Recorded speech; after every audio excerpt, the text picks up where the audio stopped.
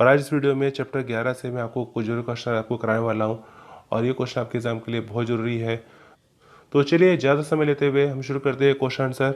प्रश्न पहले में ऐसा कहा जाता है, ऊर्जा शब्द से क्या समझते हैं कि ऊर्जा शब्द का मतलब क्या बनता है। कार्य करने की क्षमता को ऊर्जा कहते हैं कि यहाँ पे ऊर्जा का मतलब क्या है कि कोई भी काम करना है, उस काम करने के लिए क्या चाहिए, एनर्जी, ऊर्जा, वो हमारा बनता है ऊर्जा। यानी कोई भी काम करना है, उस काम को करने के लिए हमारे अंदर एबिलिटी होनी चाहिए। तो हमारी वो एबिलिटी कैसे आएगी, खाना खाने से, तो वो हमारा बनता है ऊर्जा।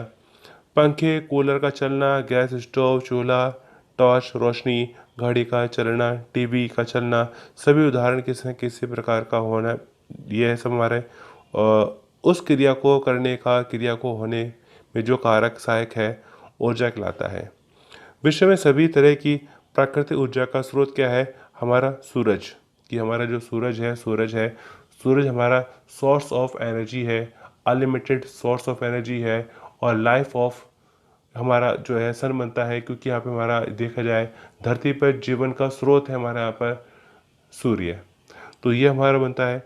इसके अलावा देखा जाए, अगर मैं आपको बताना चाहूँ कि आप जब एग्ज़ाम में आप क्वेश्चन आंसर करते हैं तो आपको जो है सारे क्वेश्चन अटेम्प्ट करने हैं। पहले आप वो करिए जो आपको अच्छे से आते हैं, उसके बाद आप वो भी करिए जो आपको नहीं भी आते हैं, लेकिन छोड़िए बिल्कुल मत। आप सारे क्वेश्चन अटेम्प्ट करिए, छोड़ के बिल्कुल मत आइएगा, क्योंकि गलती भी करेंगे तो भी उस पर कुछ ना कुछ आपको नंबर मिलने के चांस है। लेकिन आप छोड़ ही दोगे कि ये सोच के मुझे सवाल आता ही नहीं है, तो अब ऐसे में अगर आप क्वेश्चन को छोड़ दोगे तो टीचर अगर देना भी चाहेगा तो खाली शीट पे कहाँ नंबर देगा। तो ऐसे में ज़रूरत है आपको जो है शीट पे आप जरूर लिख के आइए। आप पहले वो क्वेश्चन करिए जो आपको अच्छे से आते हैं, आप उनको अच्छे से बना बनाई करिए। उसके बाद आप वो करिए जो आपको नहीं भी आते हैं, तो भी आप उनको बना बनाई करिए। तो आगे बढ़ते हैं अगले क्वेश्चन पर। अब बात करते हैं प्रश्न 2 की। प्रश्न 2 में आपसे कहा जाता है, एक घरेलू स्त्री को उसके घर पर ऊर्जा संरक्षण के लिए 4 सुझाव लिखिए।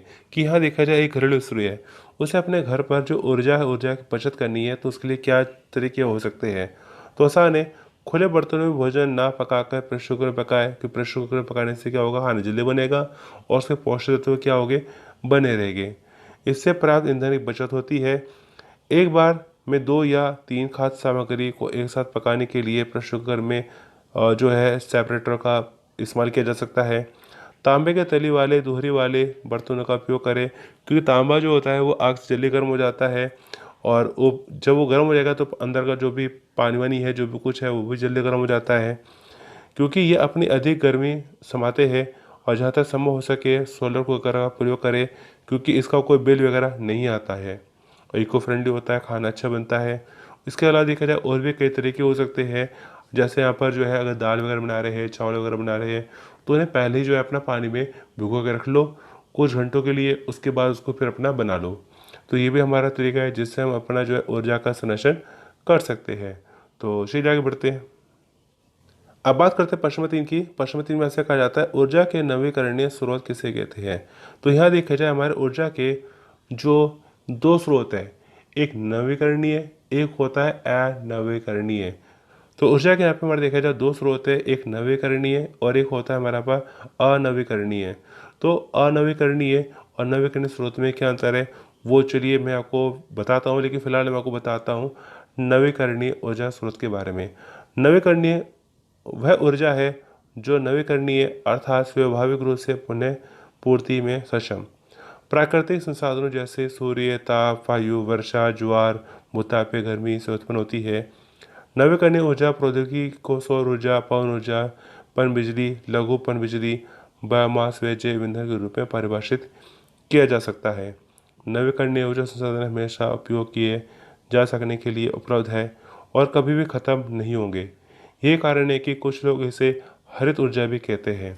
मतलब क्या है कि नवीकरणीय ऊर्जा स्रोत हमारे वो स्रोत है जिनका इस्तेमाल हम बार बार कर सकते हैं, जिनका पुनः चक्रण दोबारा हो जाता है, जल्दी हो जाता है, कम समय में हो जाता है।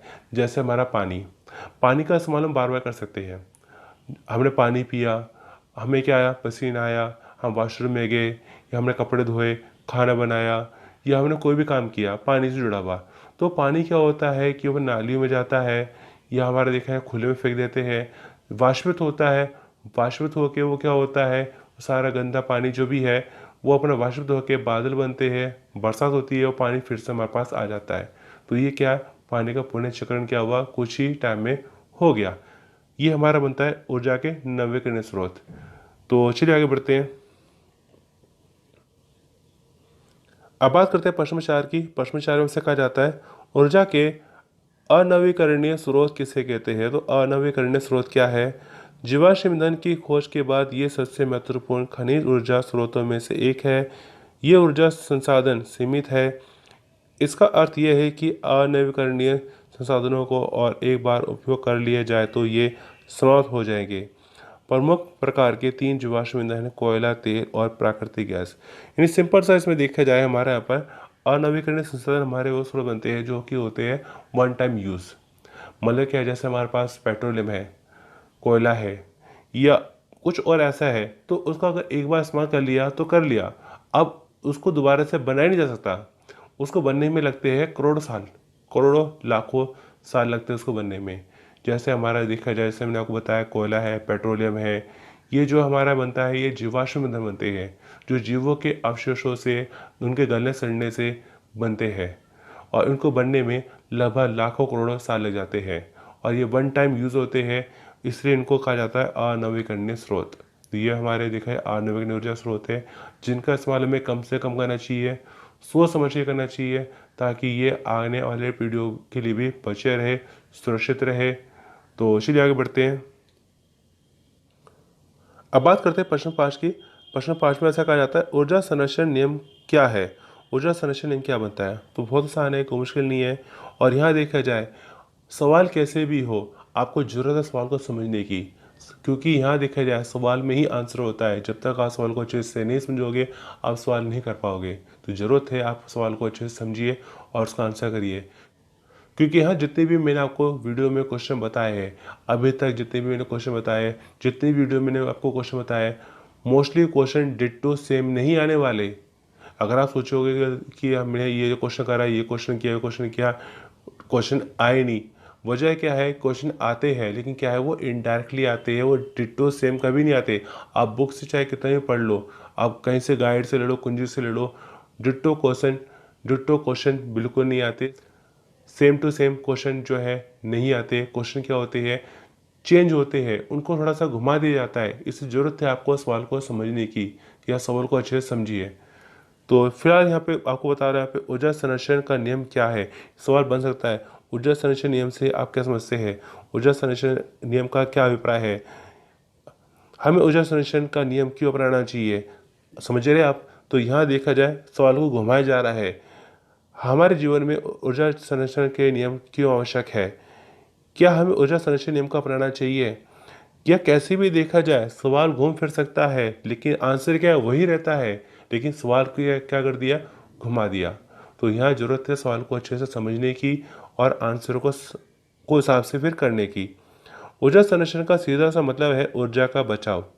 ऊर्जा के सभी स्रोत जैसे पेट्रोल, लकड़ी, बिजली आदि सभी सीमित है और अगर हम लोग ऐसे ही बहुत तेज़ी से इनको यूज़ करते हैं, इनका इस्तेमाल करते हैं, तो जल्दी ही एक वक्त ऐसा आएगा जब ये सभी संसाधन खत्म हो जाएंगे। इसलिए ऊर्जा के ये सभी संसाधन का बचाव करना ही होगा। ऊर्जा संरक्षण से पैसा, वक्त और पर्यावरण सभी को बचाया जा सकता है। यह हमारा बनता है ऊर्जा संरक्षण का नियम।